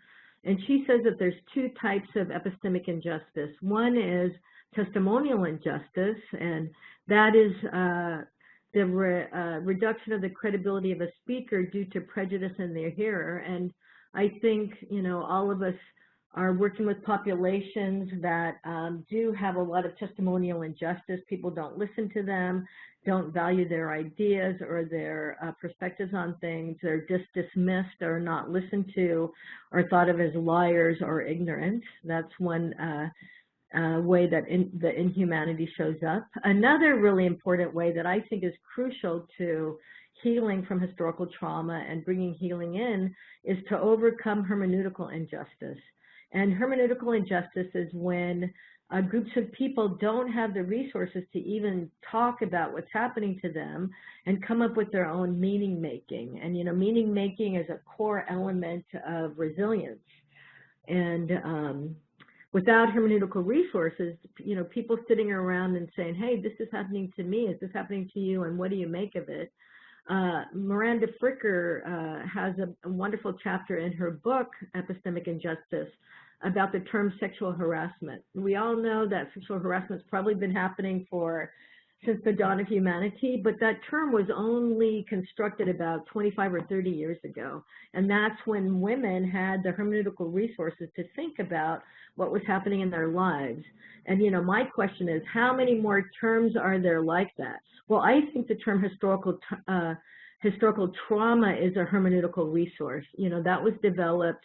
I know Maria Braveheart, my dear sister, was one of the people who talked about it first, but that really came out a collection of workers from tribal communities coming together and talking about what they were seeing, you know, as the problems with the people that they were providing services to.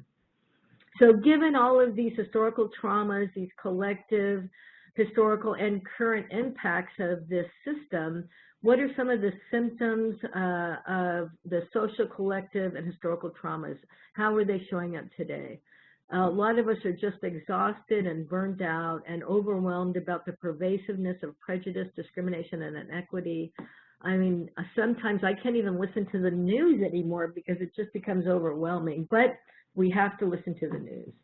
We can feel hopeless and powerless and resigned to, you know, resigned to things as they are, a pattern of not speaking up or followed by a sense of resentment, shame, and self-blame, an ability to recognize the signs of resilience and resistance in oneself and one's community, and withdrawal from relationships in one's own community, of, you know, really deciding I can't work with people who need my help right now because we don't have the resources. Those are the impacts of burnout. This is a beautiful, very short, you know, document by Tommy Lee Woon and Thea Lee. Tommy Lee and Thea were both important administrators in the somatic experiencing movement, which is a trauma release movement, you know, the body-based trauma release movement. And you can email Tommy. He's an excellent presenter if you want him to come and talk to you about somatic trauma release. He's very good at that, he and Thea. And so he talks about the effects of prejudice, discrimination, and in the body. He gives systems are flowing well, and we have resources, and we're not too confronted with too many stressful situations. We have a regular inhale and exhale system that discharges and eliminates stress and dysfunction. But sometimes we're relaxed at ease when we get oriented to stress and threat, which is, you know, something is happening in our environment that we feel is threatening us or threatening our community. Stress will arise, you know, allostatic load will increase and we'll get stressed out. And usually there's a fight or flight, we freeze or dissociate, but then we can mobilize and take action and overcome the threat when we feel like we have power and agency and wisdom and compassion to know what to do. And then that fight or flight, freeze or dissociation is release discharge. You know, it reminds me of what we see animals do when they're attacked. They shake it off. Who says that? There's that song, Shake It Off. So she's right about what we need to do in regard to stress.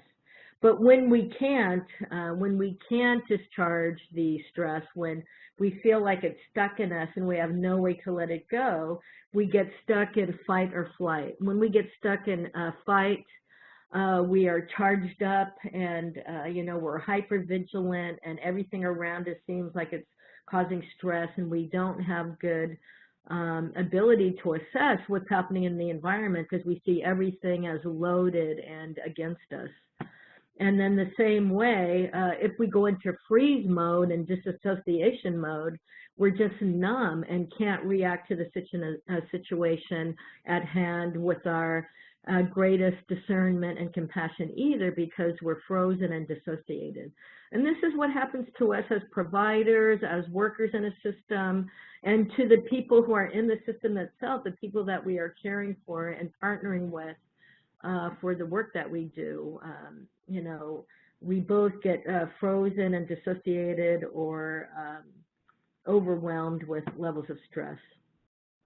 And toxic stress impairs our mental resources.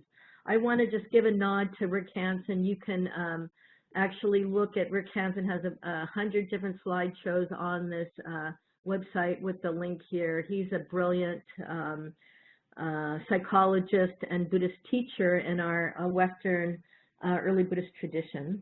So I just want to give a nod out to him. I borrowed some of the slides. And, you know, part of this allostatic load, this stress response, the impact of discrimination and stress and inequity is that the brain has a negativity bias.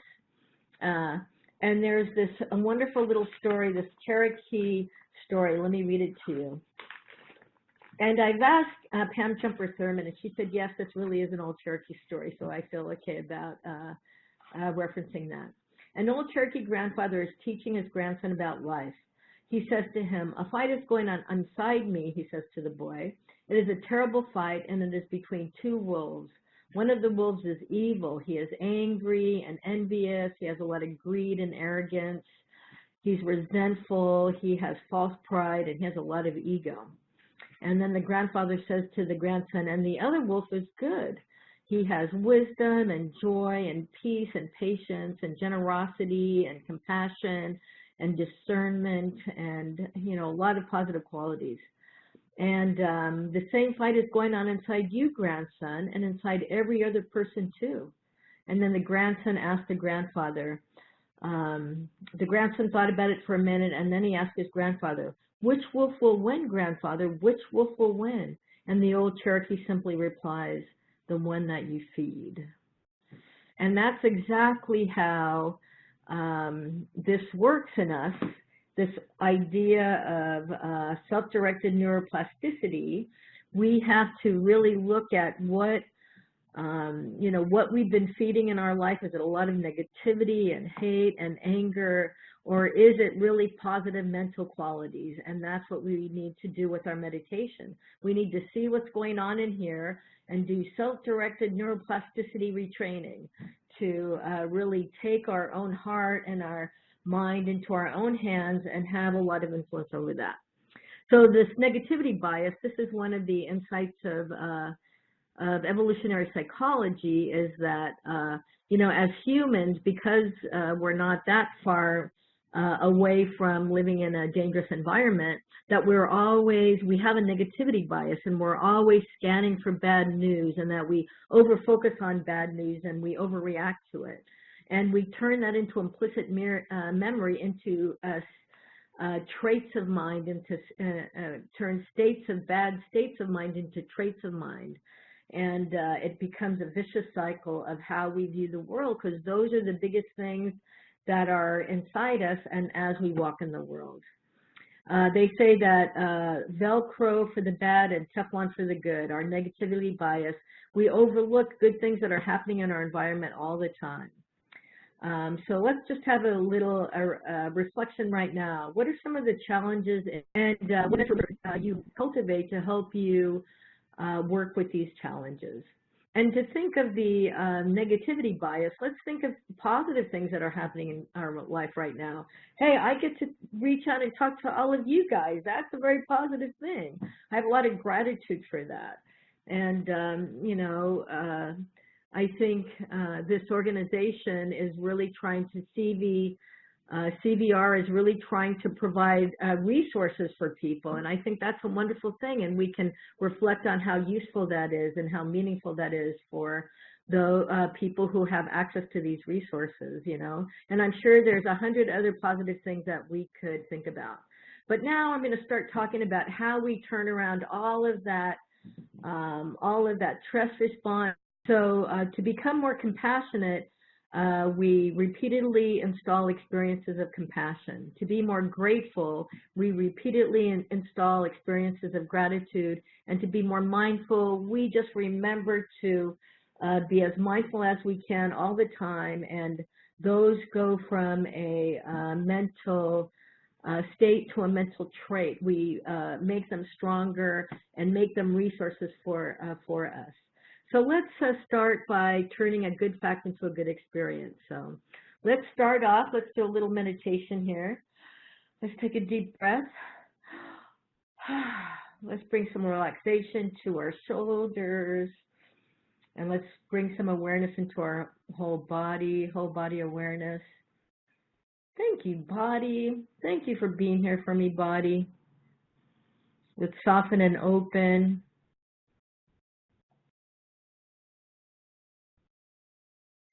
Imagine how another person might feel, another person feeling good. Those, the rest of the people who are watching this at the same time. And let's be kind to ourselves and encourage a good experience. Let's count our blessings as much as we can.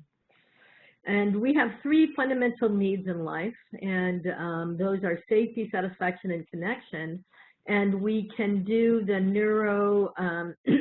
neuroplasticity retraining of our neural pathways by connecting to these 3 fundamental needs and not getting stuck in a negativity bias, but seeing how we can install safety, satisfaction, and connections, have deep neural pathways for those 3 essential things in our life. Resources for safety. One important resource for safety that I've kind of alluded to or that we've talked about is self-compassion. I just saw this movie, a funny movie on the plane the other day, Isn't It Romantic? I saw, if you'd ever see that movie, it's really great. And she says one line in that movie that blew my mind because it's a mind that we in the mindfulness movement take very seriously. And that is the line that the person who invented mindfulness said, you could look everywhere in the universe, up and down, all around, and you would never find anyone more deserving of your self-compassion than yourself. It's, you know, no one is less deserving than yourself, but no one is more deserving than yourself. And it's so important to bring self-compassion to our lives and to what we're doing. So we can apply this to ourselves. So compassion is the wish that beings not suffer, and a warm-hearted concern, just a loving concern. So let's bring this to ourselves. Let's get a sense of being cared for by ourselves. Let's just sit here and feel it. Like there's no one on this planet who deserves more love and compassion than me. I deserve it. You might not believe it, but we need to keep reminding ourselves of that, that if we, when I give myself self-compassion, may I be happy, may I be well, may I live with ease, and I get a sense of I don't deserve it, what I do with my mindfulness is I point at that thought and I say, I see you, settler. I see you, settler colonialist, because those are the ideas that we're not quite, you know, deserving or that we're inhumane. And we have internalized a lot of that negativity towards ourselves, and we need to, you know, bring this practice and make a concerted effort to decolonize that. We're decolonizing the settler from these bodies and hearts and minds, and we deserve it. So we get a sense of being cared for. We bring to mind beings we care about, and we find compassion for them. And then we shift the compassion to ourselves. Think about a cute little puppy or maybe animal you have in your life and how much you love them and care for them. And then imagine that you're that puppy. Give ourselves a hug. We deserve it. Self-compassion. Now, this is one of, this I snuck in here. I think this is one of the most important little bits of advice I can give you in this time that we are together.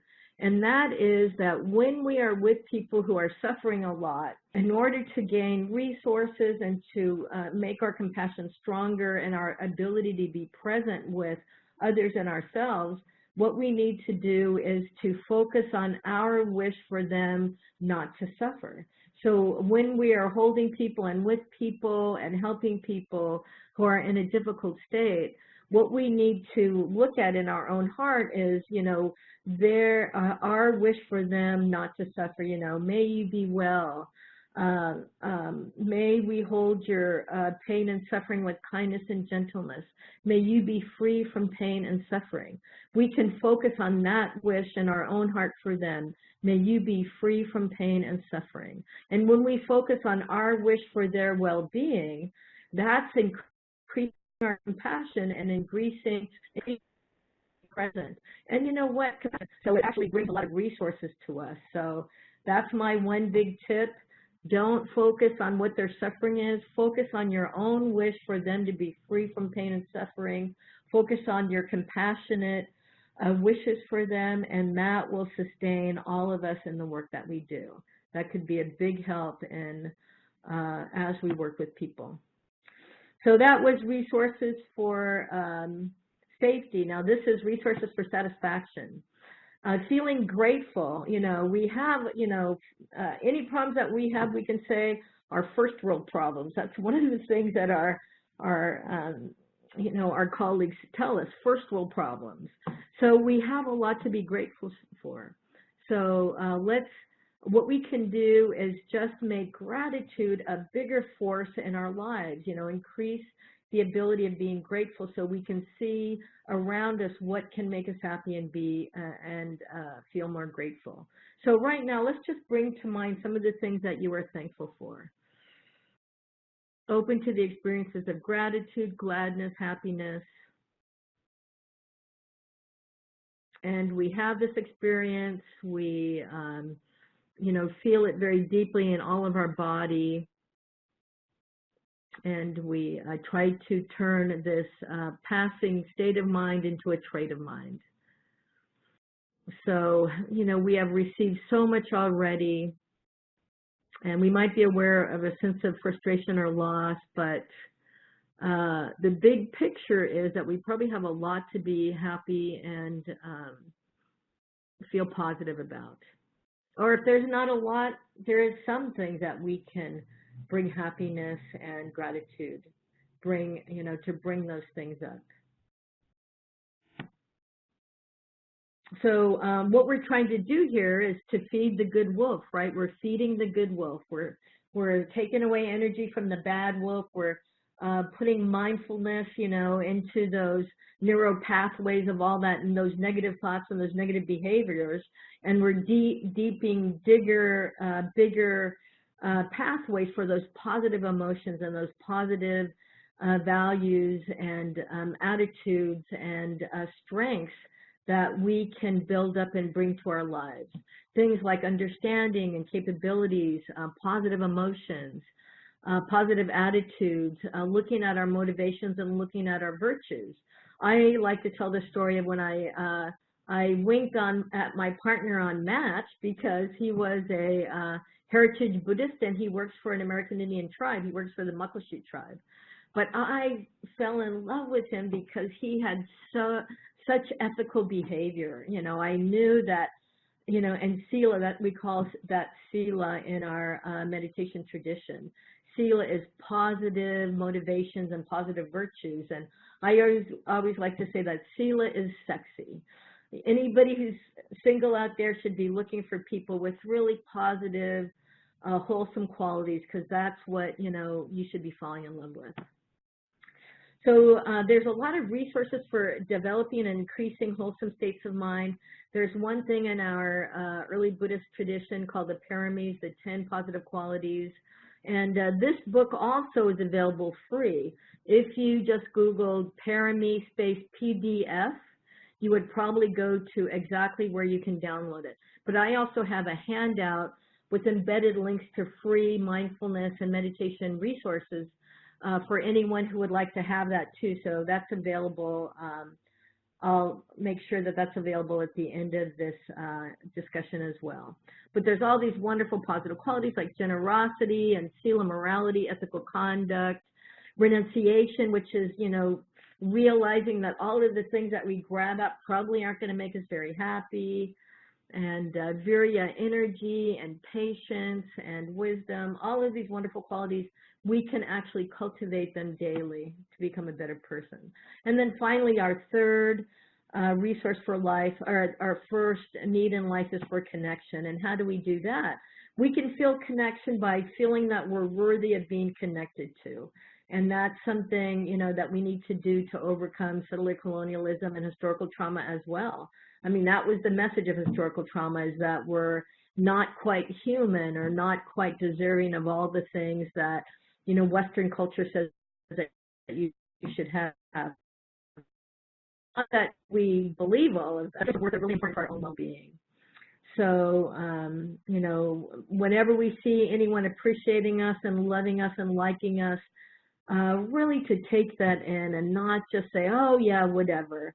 You know, when people compliment and say, thank you so much, and let me take that in. Let me feel how you're appreciating me right now. You know, we should make that a habit. And we should point that out to others. When they dismiss our compliments, you should say, hey, why don't you try taking that in right now? It'll probably feel good, and it will set a really positive trait for you of feeling your own worth and, you know, feeling that you are worth being loved and connected to. And we turn this sense of appreciation and liking and loving onto ourselves. So we can take in the experiences of being capable and skillful and talented and helpful. So I'm feeling worthy right now for giving this talk. One thing that I think is big for us is forgiveness. And I love this Desmond Tutu. Desmond Tutu and his daughter have a book out about forgiveness. And this is one of the things that sometimes we need to do in order to regain our sense of worth and our own well-being. And, you know, it also helps us deal with others in our lives, too, that have maybe harmed us or ways that we might have harmed other people. And I love the way Desmond Tutu talks about it. He says that once we are hurt or harmed or have some loss, we have pain. And at that point, we either choose to heal or we choose to harm. You know, if we have very strong negative mental factors, you know, negative things like revenge or meanness or anger or a lack of discernment or lack of compassion, we will choose to harm. We won't even know it. It will just be played out in a cycle. It won't even seem that we're choosing that, but we choose it because we don't pause and watch mindfully what's happening with us. But if we choose to heal, Desmond Tutu and his daughter say that we should tell our story to the people maybe who have harmed us, or if they won't listen maybe to some others, to name the hurt, just to be very clear, this really hurt me, I didn't like this. And then realizing that we all are human and that hurting and being hurt isn't something that's specific to us, it's a part of our humanity. I mean, that's what happens when we are born human. You know, these things are part of the unfolding of our humanity. And then, you know, recognizing our shared humanity and that we also need to be forgiven by people that we have hurt, we can acknowledge that and grant forgiveness to other people and, you know, then decide whether we want to renew the relationship or to release the relationship. And, you know, like I said in the past slide, look for those positive qualities. Are these people honest? You know, are they careful not to harm other beings? Are they careful not to take what is not offered? You know, are they careful to not get involved with a lot of substances that cloud their judgment? You know, things like that, things that we want to look at in order to, you know, continue our own positive quality development. And then being for ourselves. Here's just another little exercise about being for ourselves. Find a sense of caring, support, being loyal, standing with someone as an ally. You know, that's one thing that we can all do. There's so many groups of people right now needing allies, the people that we want to stand for. And then bring this feeling to ourselves that we want to stand for ourselves. You know, we can recognize our difficulties and burdens. We can recognize the injustice that is applied to us and its impacts on us. And then we can find determination not to be mistreated and to cope with challenges that we don't have any immediate recourse to.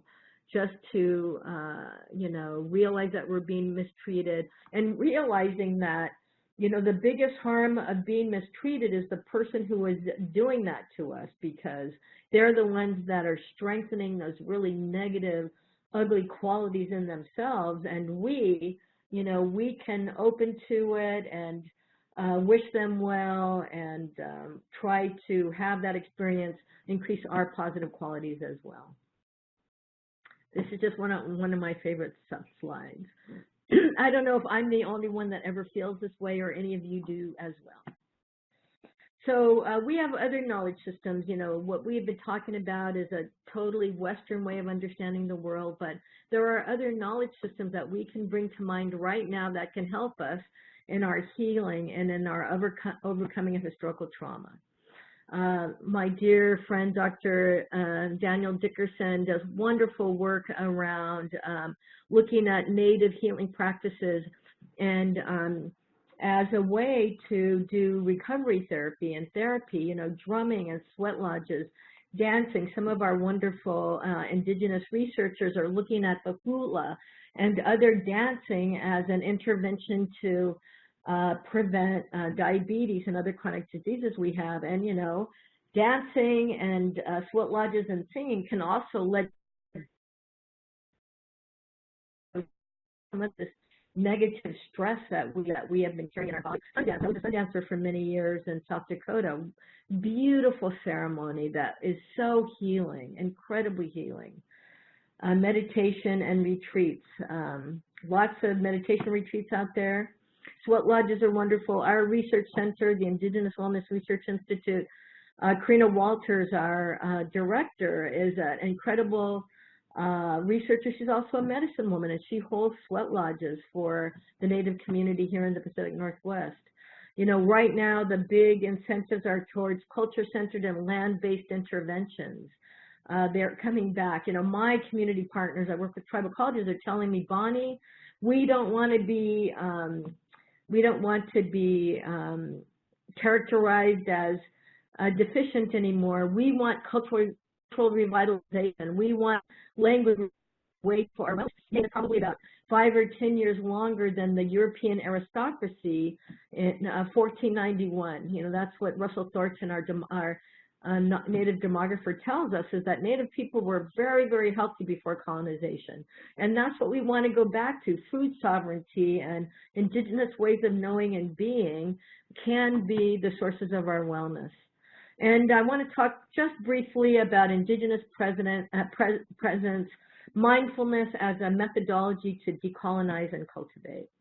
Mindfulness is an epistemology of the global South. It came from our indigenous and global South relatives in India and Nepal. The way that we practice it here in the West, particularly within the medical industrial complex, really comes out of the early Buddhist or Theravadan tradition that is found in Thailand and Burma and Sri Lanka specifically. Thank you so much, all of you from those cultures, for saving this incredible resource for us.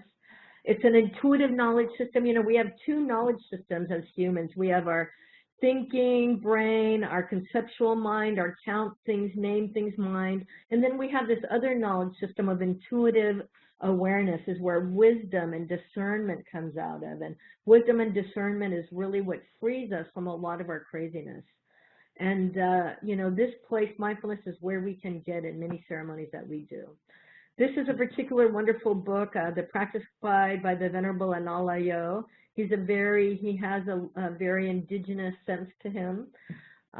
You know, we know the 4 foundations of mindfulness and mindfulness of the body. And, you know, it's so wonderful. A lot of our ceremonies, we know, are centered around the 4 elements. And one of the most important mindfulness body scans to do is just to feel the 4 elements in our own bodies. And you can, if you go to this website, you can download Analayo doing guided meditations for these. You don't even have to read the book. You could just listen to him and do the guided meditations that he's doing. Or if you Google Analayo space PDF, you'll also go to many of his books that you can download and read for free. So the first foundation of mindfulness is mindfulness of the body. The second is mindfulness of pleasant, unpleasant, and neutral sensations. The third foundation of mindfulness is just seeing the thoughts and emotions and mind states and realizing that they're not true. They are, you know, thoughts are to the mind what saliva is to the mouth. And we know that half of the things that we think are absolutely crazy. So, you know, we can see what we're thinking in our mind and know what to take seriously and what not to. And then the fourth foundation of mindfulness is just seeing the hindrances in our life and really positive qualities that we can make stronger by really dwelling in them a lot.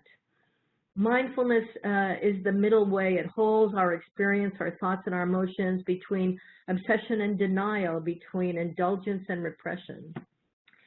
And regular cultivation of mindfulness and meditation helps our concentration, our ability to focus and stabilize our attention. It strengthens our clarity. It strengthens our discernment so we can see things more clearly. And it strengthens our equanimity, our ability to be with difficult situations without a lot of, retching and wailing.